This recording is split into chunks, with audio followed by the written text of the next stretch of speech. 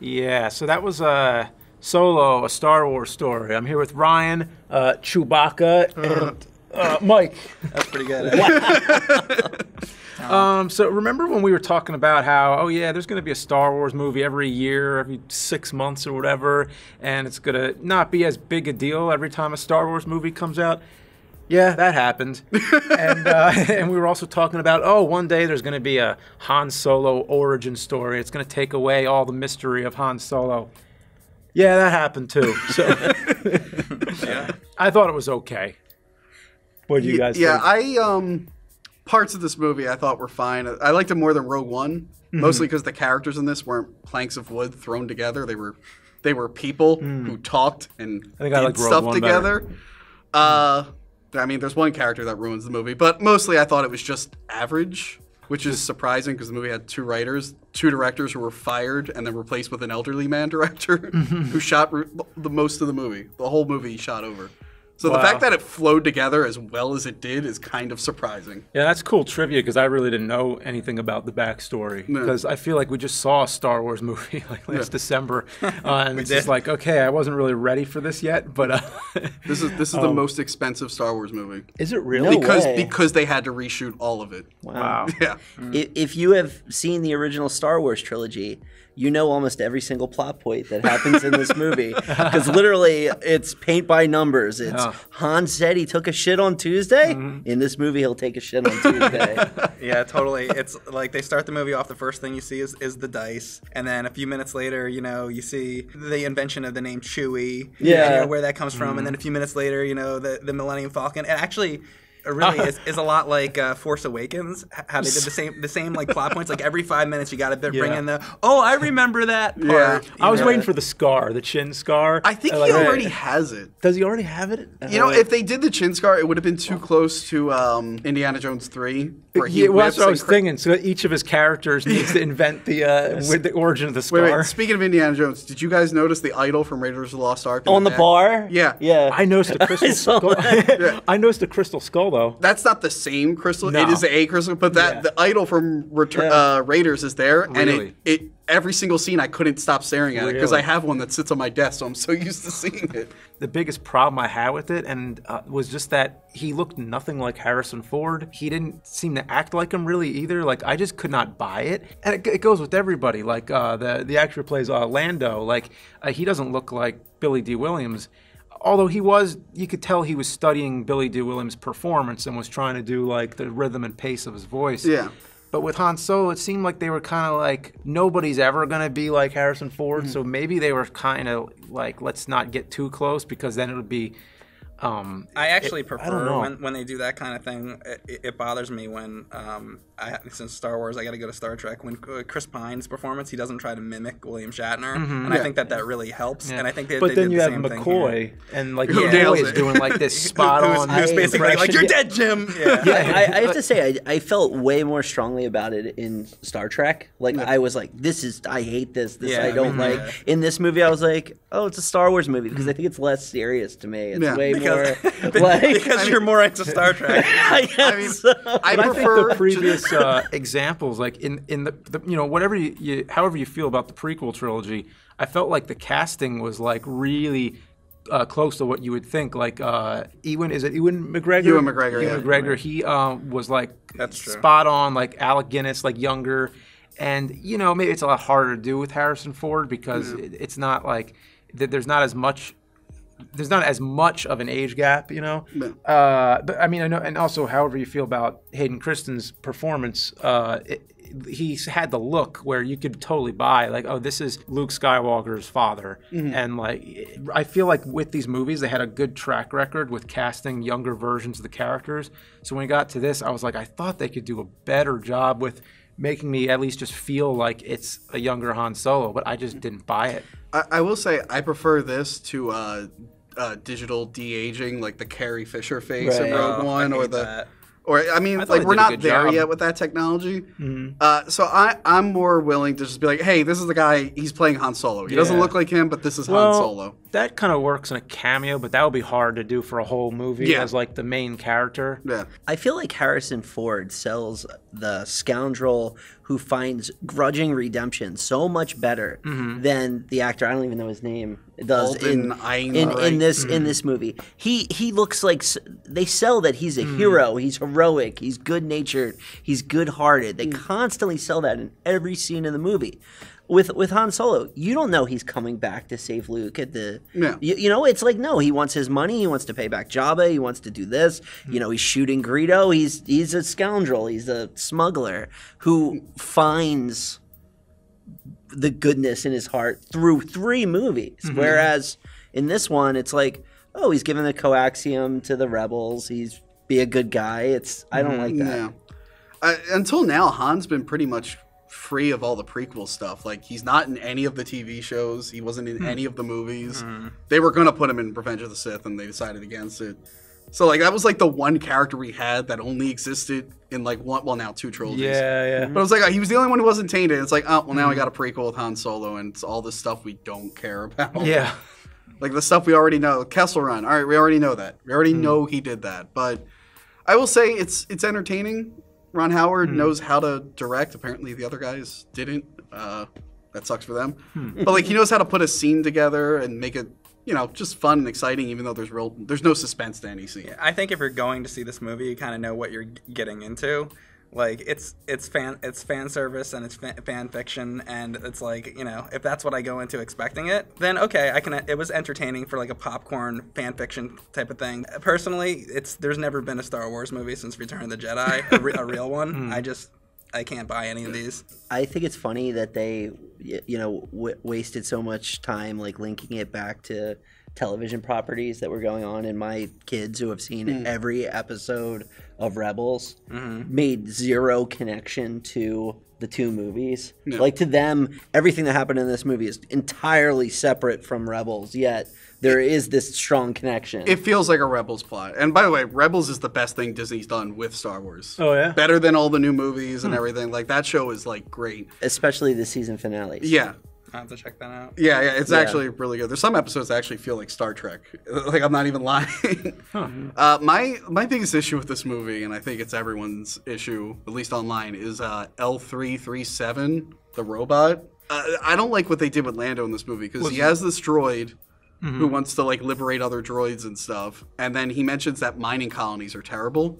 And then by the time you get to Empire, he runs a mining colony. He doesn't give a shit about droids. He ignores C-3PO. He has a room full of dead droids being thrown in an incinerator. So, like, they try to show him have this, like, he, like, learns this lesson from her. He, like, loves this droid.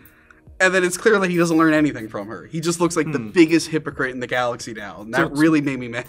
So it's more like a consistency issue. Yeah. Not with the droid itself. Like, I thought the droid looked cool. Yeah. But it's a good effect. I mean, she was annoying, but it's more like what it does to Lando. It's like, wow, Lando, you're just an asshole now. Like, before we thought he was an asshole because, you know, he was saving his life from the Empire, but now he just seems like an outright dick, and I don't agree with that at all. If this didn't come out, if a Star Wars movie didn't come out this weekend or this past weekend or whatever, there would be some other generic space shooter anyway, so I'm just fine with it. I'm like, okay, they might as well make another Star Wars because... Like, you know, Star Trek has always been a franchise that has had, you know, many series and many movies, and it kind of just keeps on going. Star Wars, I think we just got so used to the fact that it was so infrequent. It just became more of like a very special event, and I feel like now it's like, okay, it doesn't ruin anything. It's just that it's now like every other franchise. I really think they should have pushed this to December. Yeah. Because Last Jedi, I mean, I like most of that movie, but that movie was real divisive with fans. A lot of fans hated that movie, and they still haven't, like, washed the taste out of their mouth yet. And I even, I watched it a second time on Blu-ray since it came out, and now I see a lot more gripes with it, because now the second time I watched it, I'm like, oh, gee, this wasn't really that good at all. People are wondering, like, why this isn't doing well. The movie's not doing well. For a Star Wars movie, it's not doing well, yeah. It's like underperforming. It's still going to make a ton of money, but it's underperforming. And I think it's just because like a lot of people like were uneasy with Last Jedi. I feel like I just saw Last Jedi. Exactly. Yeah, I feel like because with Rogue less One, than a year. Rogue One was 5 a year months between Force Awakens, so people are like, all right. When did Last Jedi? Was it in December? It was in December. They were every December, and it's then ridiculous. They just. Well, they used to be. Star Wars movies used to be in May. Yeah. Back in, you know. I think they wanted, because this is like one of the anniversaries or something, they wanted to reach that, but I May think the they 4th be with you. Yeah. Oh, well, it wasn't even on the 4th. Yeah, well, I think they should have waited till December. So but, they spent so much money on it. So this is the 10th Star Wars movie. Wow. Yeah. Yeah, Think you're about counting that. the Clone Wars movie? Well, no, because there's the 6 originals. Oh, right. There's Rogue One, there's this, and the 2 in the 3rd trilogy. Gotcha. Yeah. What about the holiday special? Oh, what about droids? Can I talk about the holiday special for a second? Oh, no. Sure. I guess. When they were like, Chewie, what are you going to do when you get your money? And they said he wants to go back to his family. And I'm just like, is he going to visit his kid and his wife? Because like, if you watch the holiday special, then all the other Star Wars, Chewie's the biggest deadbeat dad in the world. By the way, so is that his family? I guess it's just other Wookiees, like in his tribe or whatnot. But I'm just like, are we going to see Lumpy and Mala and Itchy? And I'm asking you because you seem like you would know. I do know a lot about Chewbacca. I will say Chewbacca is the best recast in the movie. He was, much you have to do there. What is the big fucking deal about this Kessel Run? Why does it have to come up in like every movie they make? And you know what I think it is? It was from the Christopher Walken, the SNL thing when he's like auditioning as Han Solo. Yeah. That was the first time I ever heard anybody talk about that Kessel Run. She's line. fast enough for you, old man. And now it's like everything. Yeah. The question is, why the hell would anybody want to go to Kessel? It's a freaking hole in the ground. Like, yeah. It's not like... I mean, it does look as shitty as you would imagine. Like, they've always talked about it being a shithole, so I was like, all right, well, they nailed that. I guess the spice must flow. Wrong franchise. It's a different franchise. I don't know. So wait, Ryan, do you want to explain parsecs to people? Okay, so... What about quadrants? So parsecs are a measure of distance. It's like... It's a big measure of distance, like more than a light year measure of distance, okay? So when you're looking at like distances between galaxies, you're looking at massive distances that no human could ever travel. A parsec is a unit of measurement. So when he says he's doing the Kessel Run in under 12 parsecs, which Chewbacca would disagree on that number if you watch the movie, he's saying that he did it in a short amount of distance. The reason why it... Is the Kessel Run just a thing people do? Or like, what is this? It's like the... You know what I think the Kessel Run is? Because I'm thinking when Star Wars was made, a lot of people were talking about the Cannonball Run. Yeah. Okay. You know, which is a race from Red Ball parking garage in Manhattan to the Portofino Hotel in Los Angeles. And that's a good analogy, yeah. You know? So if you could somehow get from the Red Ball parking garage to the Portofino in a shorter route, you would get there in a shorter time. Yeah. Right? So I guess that would make it a race, but it's a race of shrinking distance, not a race of shrinking time. Yeah, basically, they messed up the definition of parsec in the original Star Wars because it was made by people who didn't really care because they all thought the movie was going to bomb. How were they not saying it as... you know, like a unit of distance in the first movie? Like, because the way he because once you get... If you can make the distance shorter, you could jump to hyperspace, and being in hyperspace makes the speed irrelevant. Are you saying because he said in under, it's the way he phrased it? Is that what you're saying? Yeah, I think so, yeah. Like if he said he did it if he would have phrased it differently, he could have meant it as like a speed. Is that what you're trying to say? Yeah, it's really freaking He basically dumb. just phrased it. It's very nerdy, and they thought they needed to spend millions and millions of dollars to justify so it. they phrased it wrong, and then they like tried to like explain why they phrased it. There's like 7 people in the entire world who care what a parsec is. I never care. Like not even most astronomers care. It's really bad. You know? But I was in the grocery store, and the cup brand called Solo. Yeah. Well, look at it now. Yeah. Solo cups. Solo cups. That's like brilliant. You know what? I'm for that. That's brilliant marketing. That's great branding. Because you know what? I think I swear, like I almost was like thinking of that. I was like, oh yeah, let me get some Solo cups, and then thinking like Han Solo, and then I look at it, and it's like Solo's actually on it. Speaking of branding, right in the very beginning of the movie, the first thing pretty much you see is he throws the dice on there. Yeah. In the original Star Wars trilogy, I barely remember those dice. They're only in A New Hope. Okay. And you can barely see them because they never do any close-ups. So they brought them back into Last Jedi, and now they're the first shot of this. Is that fucking merchandising or what? Everybody get your Han Solo dice now. So are they Han Solo dice the Solo equivalent of the Porg? That's what I want to know. Like, everyone's going to be rocking that die now. Like everybody's car, your 95 Toyota Corolla. I think that's what they want. They want them hanging in everybody's window. It's a product, that's what it is. Can I messing with our minds, guys. Can I get into a spoiler territory here? Okay, let's see. Can we go into actually right before we go into spoilers? There's one little thing about the first act. Was anybody bothered or just even slightly bothered that it was very murky? Yeah. Mm-hmm. I've seen this in 2 theaters. The first theater they left the lights on too long, and I thought maybe that was it. But then seeing this, the whole movie looks really dark and fuzzy. Wow. In the beginning, and even though it did get into then they go to other territories, other planets, and it's brighter. But it was just like there's not much contrast. It's just very flat, and just the way they're shooting all these movies, it just seems like they're just afraid to give it some brightness, give it some color. I think we should do like I don't know, maybe sometime a top 10 worst movies of the 2010s to watch in broad daylight on a TV in your home. You ever watch it on a TV where, like, I was watching War for the Planet of the Apes. Great movie, by the way, but it's so dark that there's like a glare that hits my TV. Yeah. You can't watch certain movies like at a certain time of day. It just can't be done. You won't see anything. I have a major nerdy complaint about this movie. This movie makes the John Williams Imperial March canon to the universe because when the Imperials are recruiting, they have like the audio of the Imperial March playing in the background. So that's like the national anthem of the Empire or something now. Here's the thing about that. The original directors did the 21 Jump Street movies, the new ones, and they're more like comedic. And I think this was meant to be more of like a straight up comedy. Really? And I think stuff like that would have played better, but it's no longer a straight up comedy. So stuff like that is just weird and takes you out of the movie. Like a spoof of Spaceballs. Sort of, yeah, but just in the universe. Full circle.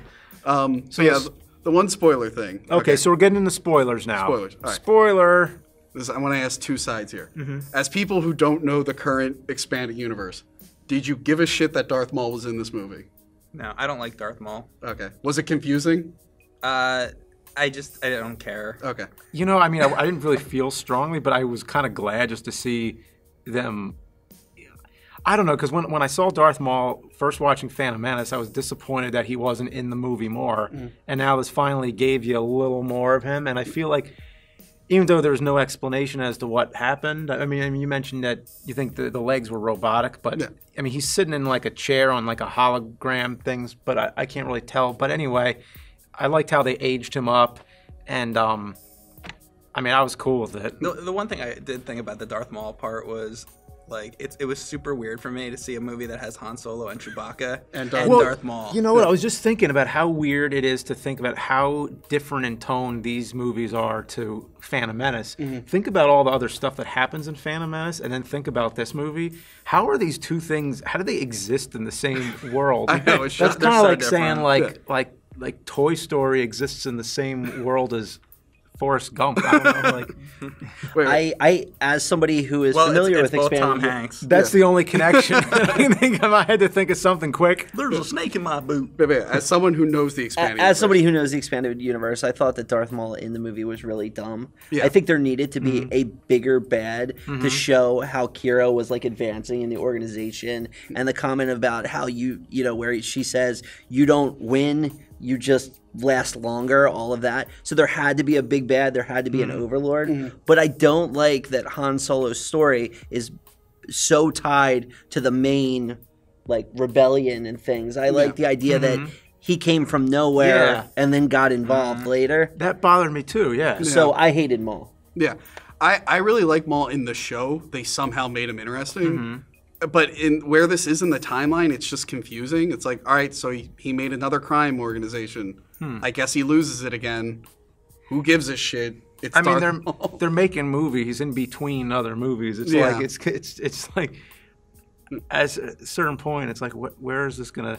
Well, I already know the answer. It's not gonna stop. It's the biggest problem with the characterization of Han Solo comes down to one scene when he's about to make the Kessel Run, where he's about to break off into the maelstrom, and he says, I've got a good feeling about this. It's like, why do you have to do that? Yeah. Like, are we gonna? Well, that's how I feel about so many things. It's like, why do they have to? Well, just here you go, nerds. I can sort the one thing I was thinking about with not buying that it's the same Han Solo. Still, like I kept trying to talk myself into like, okay, well, I understand how characters change. Like he's not as like dismissive as he is in the I don't know what to call it, the older movie, the older movies, but the original the trilogy. the next things that happen. I can believe the character goes from point A to point B, and that he changes. Like characters change, but it's still like he's not really like a character that I really envisioned a whole movie about, because he's too like much of especially at this point in his life where he's supposed to be selfish. Yeah, he's supposed to be like a very selfish character. He wasn't meant to be originally, but now they have to make a movie every year. Well, yeah. So he's gonna be a lot of things, dude. By the time you're so that's dead, why you feel that way. 50 things. Yeah. Even Indiana Jones, they say on The Big Bang Theory that the character actually has nothing to do with the story. Like if you took Indiana Jones out of Raiders of the Lost Ark, every plot point would still happen exactly the same. Like the Nazis would find the Ark and like everything. Or they wouldn't find it. They find it because of him. They explained it on the show, but they explained that he actually doesn't even need to be there. So Han Solo's and Indiana Jones, but I think both of his major characters, they both kind of have that same appeal where they don't really, they're kind of like these characters that just sort of reluctantly kind of go along with this whole thing, and they kind of just, I don't know, you know what I mean? Yeah. Do you think they intentionally casted the Kira character to have a resemblance to Carrie Fisher? Like same Han color hair. He has so now it's established that Han has a type. Okay. Basically. I want to go back to what James just said. You just said Indiana Jones reluctantly goes along with things. I agree with that with Han Solo. Yeah. But Indiana Jones specifically, like, goes on these quests to like save the day, kind of. I mean, but he's like after some like Last Crusade, he just wants to find his father. Like he doesn't care about he never cares about what the thing is. It's like he doesn't care about that there's like the Holy Grail. He just wants to get his father back. He's not going after the artifacts. I think the second one's the best example. He just winds up in India and they ask him for help, and he's like, well, I guess while I'm here. Yeah. Exactly. Temple of Doom. I hate when that happens. I had one question for James. How do you feel that you probably influenced a joke in this movie? I wouldn't have thought I did, but how do you see it? I don't see how that, because the Terrace Kasai thing is. Explain what it did, but here's the thing: Terrace Kasai, everyone hates that game. There's no reason to like. Well, explain the scene again. Like what happened? All right, so there's this really forced scene that amounts to nothing, where the girl like does karate real quick, and the robot's like, "What's that?" And she goes, "Terrace Kasai. I learned it." And it amounts to, she never fights hand to hand before or after this, so it's real stupid. Unless a very popular internet show mentioned Terrace Kasai when this movie was being made. Because you're saying that they were probably shooting this or finishing it up, I guess, right when that episode came out. Is that what you're I think it's my theory. There's no way to prove it. I guess anything's possible. So it's the Wookiees theory. It's the Wookiees theory. Hey, I mean, they called Turtles 3 Turtles in Time on the Blu-ray after I mentioned it in So it's possible. The movie had no subtitle at all. While today, whenever I bring up the film, often people insist that there was a subtitle, Turtles in Time. But to clear that up once and for all, Turtles in Time was the name of the video game, and it had nothing to do with that awful movie. Well, they came out with season 10 of the Turtles 9 and right 10. after we did that chronologically confused about Turtles DVD. I think for sure. That was the first time I ever felt like, oh wait, I asked for something and then you gave it to. Yeah, it was kind of like a couple weeks later. Oh, okay, here you go. And I was like, thanks. Thanks. Yeah. My favorite one is like, he's like, what are they gonna call it? John Rambo? And then they go and do it. Oh, I'm sorry about that one. They ended up calling it Rambo. Yeah, so what are they gonna call the next Rambo movie, by the way? Because Rambo 5, yeah, James, Rambo 5's coming out. Sylvester Stallone's at his computer right now, waiting. Give him the title. Rocky 5, I should have broke your thumbs. Oh wait, yeah. I meant Rambo. Rambo. But it's all the same. Oh no. I really. How about just Rambo 5? I know you heard it here That's first. too simple. I swear, we should. If it's just called Rambo 5, we got to do a follow-up. Basically, what I'm saying is James made a horrible game canon. Thanks, James. Okay. Yeah. There's a bunch of nerdy stuff they did just to like make the licensors happy, I guess. They mentioned that the Millennium Falcon's a YT-1300 freighter. Yeah. They mentioned that it was manufactured by Corellian Engineering Corporation. We also now know that Han Solo's father was a line worker at Corellian Engineering Corporation. So there is a version of this where Han Solo's father actually manufactures the Millennium Falcon that his son then flies later. And if you're looking for a new movie to come out with, we'll do the Han Solo's father prequel where he builds the Millennium Falcon. They're probably working on the script right now. As we speak. The seed's been Yeah, planted, I want to see the Max Rebo Band movie. You know that whole theory about Jar Jar Binks being a Sith? If they made that into an actual movie, that I would be excited. hilarious. I mean, I don't know how far I would go with this. I think it's like, okay, maybe if you did like a Yoda backstory, I'd be like, all right, well, I guess I have to see that. But, I'm sure they're doing it. I guess. You got 800 years of story you can tell with that movie because he's been alive for so That could long. be a whole other trilogy. I'm starting to think, I'm just like, where is my jumping off point with this? Like, am I just going to see them all? Or it's like, where do I draw the line? Well, the next one that's line rumored. must be drawn here. The next one that's rumored is Boba Fett, which I could care less about. I mean, Come on, Boba Fett. He was a critical character of the original trilogy. He was on screen for 90 seconds. and he got his ass kicked. I want a movie about the guy that they cut out from in the special edition who's in the cantina, the werewolf dude. Oh yeah, they replaced him. They replaced him. Make a whole movie about that. Yeah. I want to see the cut footage of NSYNC in the background of episode 2. Where's the Biggs and Wedge Academy movie? Biggs and Wedge. They leave Luke Academy behind. Anakin Skywalker as a straight up baby. Episode 0. I just want to see him as a Taking baby. care of Anakin. Episode 0. Yeah, so I don't know. I thought it was okay. It's okay. Yeah. It's fine. I mean, you can dismiss it. It doesn't matter. I had fun. I'm never going to watch it again. Oh yeah, I had fun. enjoy watching these and doing videos for sure. Yeah, Just, even if the movie isn't so great, I enjoy doing these. Just fast forward through all the L3 scenes, or else it'll make you rage. Ask the projectionist. Yeah, so I guess we'll be seeing episode 9 next, if there's anything left to do in those movies, because 8 pretty much just finished everything up. I don't really know what the. You guys again, huh? Didn't I kick you out a couple weeks ago for Deadpool? That was those two. Yeah. They make you dress like that? No, Oh. I like Star Wars. Oh, good for you, man. Star Wars. Yeah. Star Wars. Did you guys like this one? Want to watch it again? No. The movie's called Solo. You only watch it once. That's, yeah. Solo, one time. That's one pun that he did there. It was easier to get him out this time than last time. Yeah, don't forget that. It'll go in Lost and Found.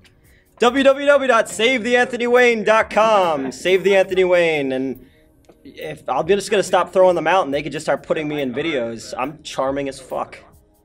You left your gear again. I'm getting a whole collection.